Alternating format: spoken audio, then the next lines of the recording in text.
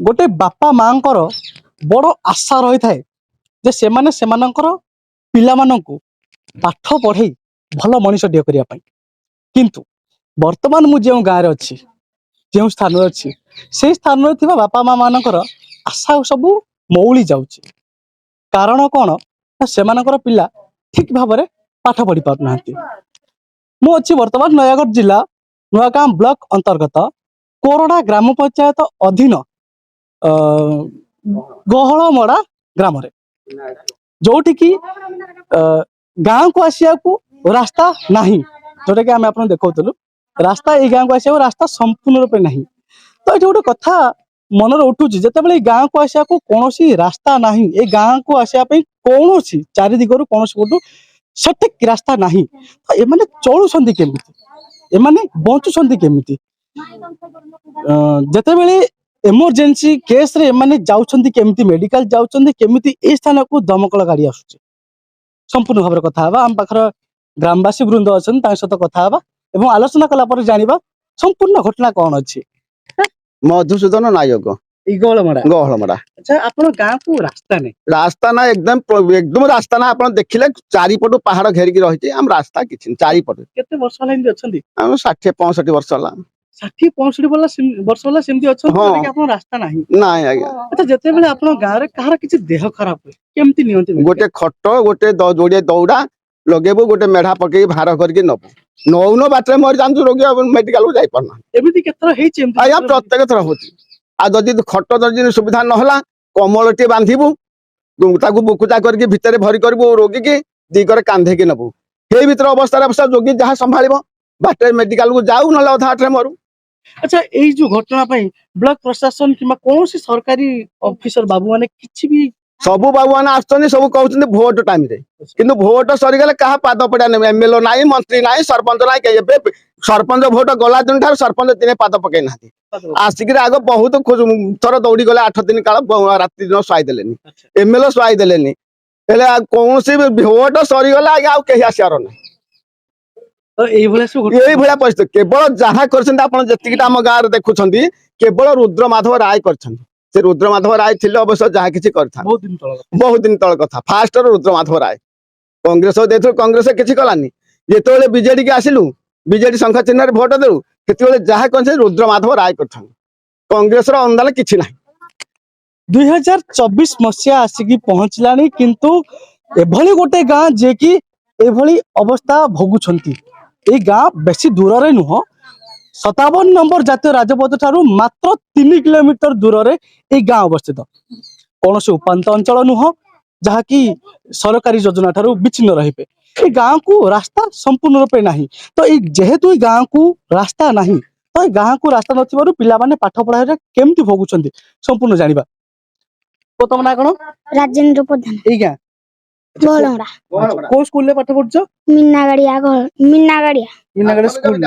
से स्कूल केते बाटा हो तम गाँ ठू किलोमीटर गोटे किलोमीटर हबो गोटे किलोमीटर केम जीवासा करछ रास्ता तो नहीं चली की केमती को रास्ता रे को पटे एबडे गोटे नाळ अछि एठी पड़ी उठी हम पानी हेले जाई पन वर्षा ने भी कादुओ रे पानी कादुओ जाउ उठी नाळ रे केते पानी आस्ते ओते एति बेके पानी आसी बेके पानी तमे जीवासा करछ स्कूल को अच्छा जतले अधिक वर्षा हो जाई परनो ना आपण माने सुनुथिले गोटे छोट पिला पाखरु जे कि निजर अनुभव को आपण मानकु जणाउथिला किभଳି भाबे से माने वर्षा रे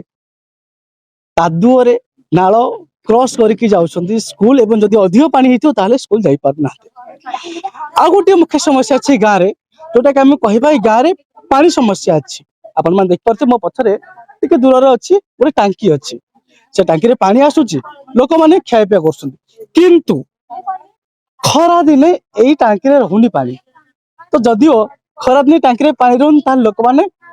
खाउछंती केमिति चलुछंती केमिति बुझिबा ए घटना केते दूर सत आपण नाटा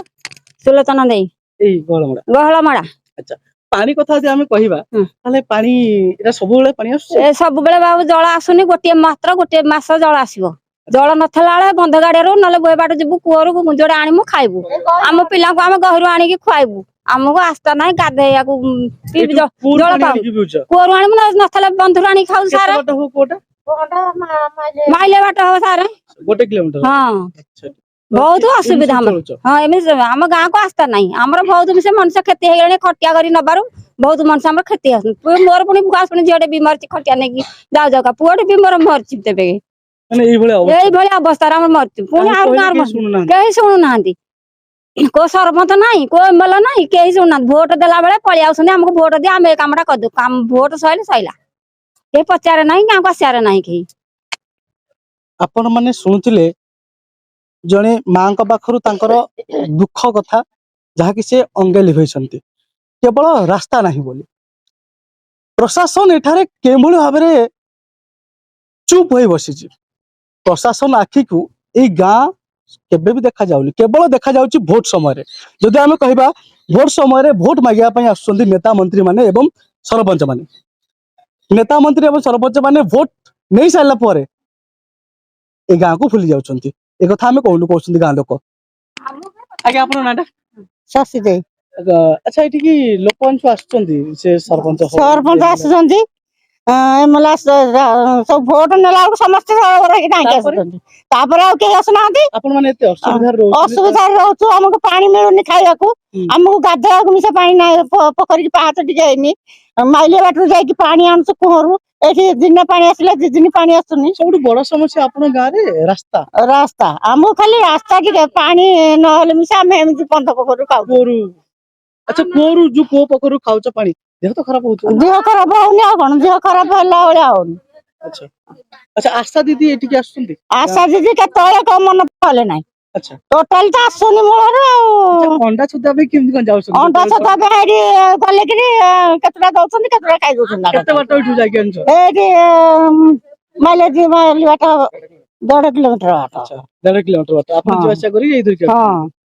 ଆମ ପିଲା ତ ପାଠ ଟିକେ ପଢି ପାଇଲେନି ମୂଳରୁ ଆଉ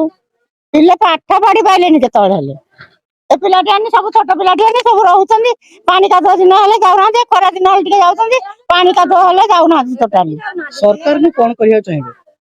ସରକାରଙ୍କୁ କହିବୁ ଆମକୁ ସୁବିଧା ଟିକେ ଦିଅ ବୋଲି ଆଉ କଣ କହିବୁ ରାସ୍ତା ଟିକେ ଦେବେ ପୋଖରୀକି ଟିକେ ପାହାଚ ଟିକେ କରିବୁ ଆଉ ଗାଧୋଇବାକୁ ଆମର ସେଇଟା ନାହିଁ ପୋଖରୀ ଉଠିକି ଆଣ୍ଠୁ ଗଣ୍ଠି ବାତ ହେଲା ଚାଲିକି ଆଉ ଆସିପାରୁନୁ ପୋଖରୀ ଉଠିକି ଶୁଣୁଥିଲେ ଗ୍ରାମବାସୀଙ୍କ ଠାରୁ ସେମାନଙ୍କର ପ୍ରତିକ୍ରିୟା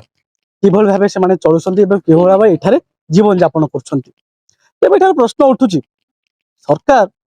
ଲୋକଙ୍କ ସାହାଯ୍ୟ ପାଇଁ ଅଛନ୍ତି ନା କେବଳ ଏସି ରୁମରେ ବସି କାଗଜ ପତ୍ର କାମ କରୁଛନ୍ତି କେବଳ ଲୋକମାନେ ଏଠାରେ ଏଭଳି ଭାବରେ ପୋକମାଛି ଭଳି ରହିବେ ନା ଗୋଟେ ମଣିଷ ଭଳି ରହିବେ ଯାହାକି ମୁଁ ଆପଣଙ୍କୁ ପ୍ରଥମରୁ କହୁଥିଲି ଗୋଟେ ବାପା ମାଙ୍କର ବଡ ଆଶା ପିଲାକୁ ପାଠ ପଢେଇ ମଣିଷ କରିବେ କିନ୍ତୁ ଏଠି ଯାହା ଆମେ ଶୁଣିଲୁ ଏବଂ ଦେଖିଲୁ ପିଲାମାନେ ଏଠି ପାଠ ପଢି ଯାଇପାରୁନାହାନ୍ତି ପିଲାମାନେ ମାସକୁ 20 ଦିନ ଯାଇପାରୁନାହାନ୍ତି ଏବଂ 10 ଦିନ ଯାଉଛନ୍ତି ଯୋଉଟା କି ରାସ୍ତା ସମସ୍ୟା ଯୋଗୁ ବାଟରେ ବିଭିନ୍ନ ଜୀବଜନ୍ତୁର ଶିକାର ହୋଇଛନ୍ତି ଏଇଟା ଆମେ କହୁଛନ୍ତି ଗାଁ ଲୋକ ଯୋଉଟା କି ସେଇ ଡରରେ କିଛି ସମୟ ପାଇଁ ଲୋକମାନେ ଯାଇପାରୁନାହାନ୍ତି ଏବଂ କିଛି ବାପା ମା ସେମାନଙ୍କ ପିଲାମାନଙ୍କୁ ଛାଡି ପାରୁନାହାନ୍ତି ସ୍କୁଲକୁ ପାଠ ପଢାରୁ ବଞ୍ଚିତ ରହୁଛନ୍ତି ପିଲାମାନେ ତେବେ ଦେଖିବା ବାକି ରହିଲା କେବେ ସରକାରଙ୍କର ଆଖି ଖୋଲିବ ଏବଂ ସରକାର ଏଇ ଗାଁକୁ ଭଲ ଭାବରେ ଟିକେ ଦେଖିବେ ଏବଂ ଏ ଗାଁ ଲୋକଙ୍କର ସୁବିଧା କରିବେ ଗାଁ ଲୋକଙ୍କର ସବୁଠୁ ବଡ ସମସ୍ୟା ହେଉଛି ରାସ୍ତା ଯାହାକି ଆପଣ ଶୁଣିଥିଲେ ରାସ୍ତା ନାହିଁ ବୋଲି ଏଇ ସ୍ଥାନରେ ଲୋକ ଖଟିଆରେ ବୁହା ହେଇ ଯାଉଛନ୍ତି ମେଡିକାଲକୁ ବା ଯଦି ଆମେ ମେଡିକାଲ ନ ଯାଇପାରି ଏଇ ଯୋଉ ରାସ୍ତା ଅଛି 57 ନମ୍ବର ଜାତୀୟ ରାଜପଥ ସେଇ ସ୍ଥାନକୁ ଯାଉଛନ୍ତି ଖଟିଆରେ ବୁହା ହୋଇ 2024 ମସିହା ହେଲାଣି କିନ୍ତୁ ଲୋକମାନେ ଏତେ ଅସୁବିଧାରେ ରହୁଛନ୍ତି ଏବଂ ଭୋଗୁଛନ୍ତି ତେବେ ଦେଖିବା ବାକି ରହିଲା ସରକାର କେବେ ଏଇ ଗାଁକୁ ଅନଉଛନ୍ତି ନୟାଗଡ଼ରୁ ଜିତେନ୍ଦ୍ର ମହାପାତ୍ର ସମ୍ପତ୍ତି ଓଡ଼ିଶା।